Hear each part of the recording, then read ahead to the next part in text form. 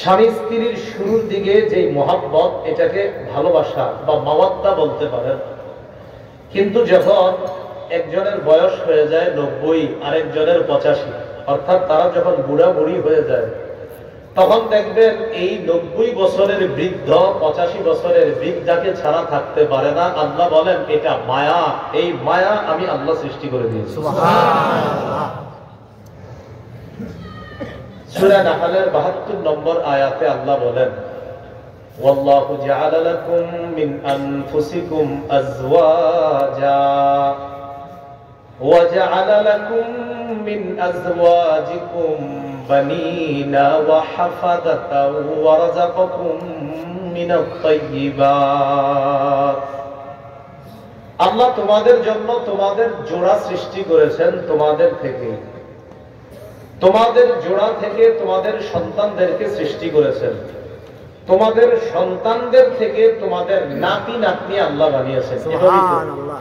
প্রথমে তোমাদের জোড়া, জোড়াদের থেকে তোমাদের সন্তান, তোমাদের সন্তানের মাধ্যমে তোমাদের নাতি নাতনি হয়, তোমরা দাদা দাদি হও, নানা নানি হও। এইভাবে কিন্তু পরিবারের সূচনা হয়।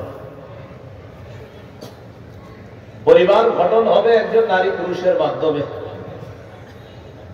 আপনারা এখানে যারা কন্যার অভিভাবক আছেন, আপনারা আপনার মেয়ের জন্য যখন একটা ছেলে দেখবেন, ছেলের মধ্যে মৌলিকভাবে দুটি গুণ আছে কিনা দেখবেন। বলেন কয়টা? দুইটা। এক নাম্বার দিনদার কিনা, দুই চরিত্র ভালো কিনা। রাসূলুল্লাহ সাল্লাল্লাহু আলাইহি সাল্লাম বলেন, তারদাউনা দীনা ওয়া খুলুকা। কোন ছেলের দিনদারিতা আর চারিত্রিক বৈশিষ্ট্য যদি তোমাদের পছন্দ হয়, এই ছেলেটার কাছে কন্যাকে বিয়ে দিয়ে দাও। সুবহানাল্লাহ। কোন মেয়েকে বিয়ে করার আগে 4টা বৈশিষ্ট্য দেখা। কয়টা? 4টা। এবারে না, আপনাদের প্রথম গেল ছেলে দেখতে হলে মৌলিক 2টা, দিনদারিতা আর চারিত্রিক বৈশিষ্ট্য। আপনারা যারা বিয়ে করবেন অথবা আপনারা যারা সন্তান বিয়ে করাবেন ছেলেকে, যে মেয়েটাকে বিয়ে করানো হবে এই মেয়ের মধ্যে 4টা বৈশিষ্ট্য দেখা। বলেন কয়টা? 4টা। قال رسول الله صلى الله عليه وسلم تنكح المرأة لأربع: لمالها ولحسبها ولجمالها ولدينها। রাসূলুল্লাহ সাল্লাল্লাহু আলাইহি সাল্লাম বলেন, একটা মেয়েকে বিয়ে করা হবে 4টি বৈশিষ্ট্য দেখে। এক নাম্বার সম্পদ দেখে। বলেন সম্পদ দেখে। চেয়ে না কিন্তু, দেখে। বলেন চেয়ে না, দেখে। সম্পদ চেয়ে না, সম্পদ দেখে। চাওয়া যৌতুক, সম্পদ চাইতে বলে নাই, দেখে। 2 নাম্বার ওয়ালি হাসাবিহা, বংশ দেখা। 3 নাম্বার ওয়ালি জামালিহা, সৌন্দর্যতা দেখা। 4 নাম্বার ওয়ালি দীনিহা, দিনদারিতা দেখা।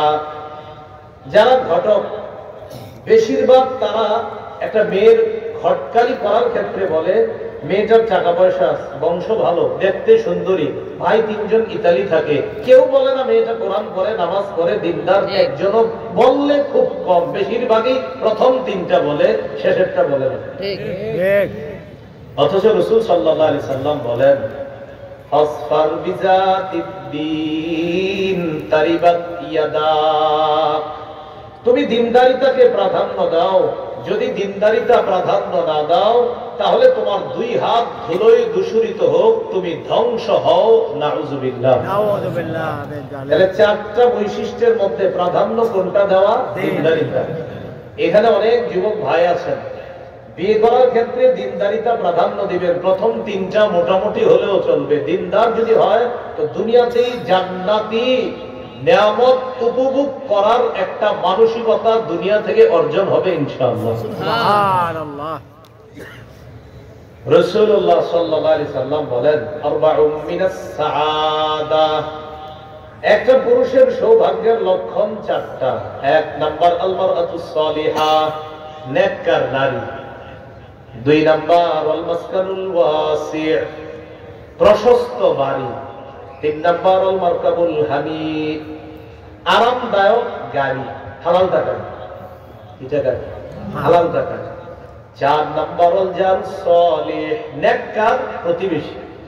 1 নাম্বার নেককার নারী, 2 নাম্বার প্রশস্ত বাড়ি, 3 নাম্বার একটা যানবাহন বা সুন্দর একটা গাড়ি হালাল টাকায়, গাড়ি বাড়ি হালাল টাকায়।